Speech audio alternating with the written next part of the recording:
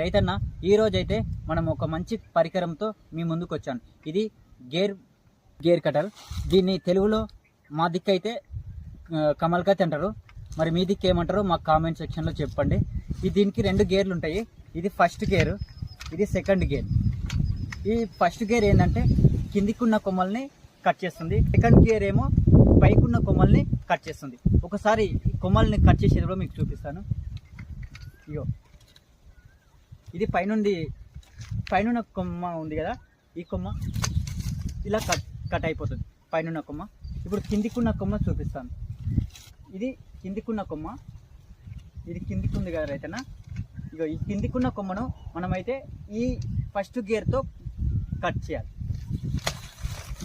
Okay, ఎవరైతే subscribe చేసుకోలేరో ఇంకా మా ఛానల్ని సబ్స్క్రైబ్ చేసుకోండి, మాకు సపోర్ట్ చేయండి.